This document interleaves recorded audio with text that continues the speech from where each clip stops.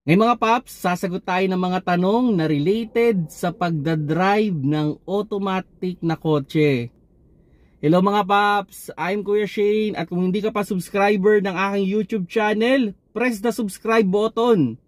Okay, ito, magbibigay tayo ng mga na-comment na mga tanong at sasagutin natin yan na related sa isang automatic or pagdadrive ng automatic. Kung napanood ninyo yung aking previous video, in-explain ko doon yung mga rules, mga hindi dapat gawin, okay, sa pagdadrive ng automatic. And syempre, meron nag-accumulate din ng mga tanong na siguro gusto pa nilang mas malinawan sa pagdadrive ng automatic. Kung tutusin, napakasimple lang naman ng pagdadrive ng automatic Pero maganda rin na may mas malalim tayong knowledge para mas maalagaan natin, mas ma-enjoy natin yung kotse.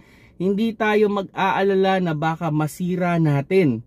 Kasi may mga pagkakataon din dyan na pag mali yung gagawin natin, pwedeng hindi tayo payagan or pwede rin tayong payagan pero baka masira yung ating sasakyan.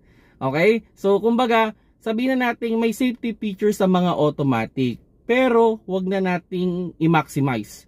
Kung kaya naman nating gamitin ng tama, gamitin na lang natin ng tama. At isa sa mga naging question dito, need po ba tapakan sa brake before mag-changing ng gear? Yan, no? Kumbaga, dapat bang apakan yung preno kung mag-change ng gear? Okay, sige, explain natin to, no? From drive, going to manual mode, or drive, going to low gear, hindi naman necessary na kailangan ninyong apakan yung preno. Pwede nyong i-shift yan. Then, kung from low gear, or sabihin natin manual mode, going to drive, hindi naman necessary na apakan yung preno. Pero ito yung reminders ko Halimbawa sa manual mode, okay, from drive to manual mode or manual mode going to drive, sana nasa control speed yung sasakyan ninyo. Kumbaga, sana not more than 60 kph naman yung takbo ninyo. Wag naman yung tipong tumatakbo ng 100 kph, nagsiswitch kayo from manual mode going to drive, manual mode going to or manual mode going to drive going to manual mode. Hindi siya recommend masyado kasi syempre nagbabago tayo ng gear. Paano kung biglang magkaroon niya ng medyo konting kadyot, so baka ma-out of control yung ating sasakyan. Ito ay for the safety lang. Kaya niya pa pwede, pero for more safety side, you can check your manual, nakalagay naman yan doon. Pag mag-shift tayo ng gear, dapat nasa control speed tayo. Okay? Then now, from drive going to manual mode, ang suggestion ko sa inyo dyan, dapat i-match ninyo yung speed ninyo. Drive to low gear. Ayan, drive to low gear. So kung sakali man drive to low gear, like for example, may nakita kayo dyan na B or L, yung iba may number 2, yung iba na may number 3. Dapat i-match ninyo yung speed ng sasakyan ninyo dun sa low gear na ipapasok ninyo. So for example, ganito, ang nakalagay lang sa inyong sasakyan ay letter B. So siya na yung parang, ang tawag nga nila doon, Baguio mode Pero on the manual, sabi it's brake daw. Okay, pero sige, sabihin na natin Baguio mode na lang yan. Okay, ideally, sana yung speed ng sasakyan natin is not more than 20 kph. I-considered na natin siya na siya yung first gear ng ating sasakyan. Malakas siyang umahon, malakas din siyang magpa-engine brake. Okay? Hindi siya matulin, pero malakas siyang umahon. Kung L yan, ganun din. So, not more than 20 kph siya ng takbo natin bago natin ipasok yung L na yan. At yun, kung from L or B going to drive, on any speed na yan, okay na, wala nang problema yan.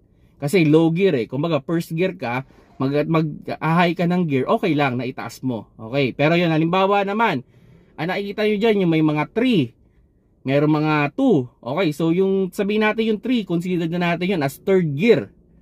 Okay, kumbaga pag naka third gear ka, syempre dapat yung speed mo mga around mga 40 to 30 kph lang sana. Pwedeng mas mababa dun sa 30 kph pero not more than higher than 40 kph. Then ganoon din sa second gear.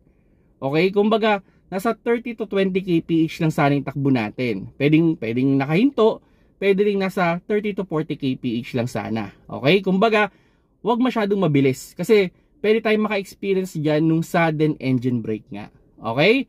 So yun yung idea, no, tungkol dun sa pagpasok ng low gear to manual mode or low gear to o drive. Okay? So kumbaga, yan na yung pinaka rules diyan. Nagkakamali-mali na yata ako, no, pero sana nagigets ninyo. And yun, next question. Okay lang ba na naka-handbrake, nakaapak ka sa brake, okay lang ba sabay?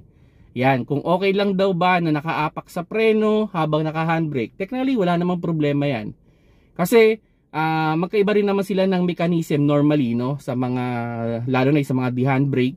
Yung handbrake kasi, ang ano niyan is cable type, yung nakalagay doon, and ang pinipreno niya lang is yung likod normally. So at kung sakali naman na nakaapak ka sa preno, hydraulic naman kasi yun, so magkahiwalay sila ng setup, so walang problema yan kahit pagsabayin ninyo.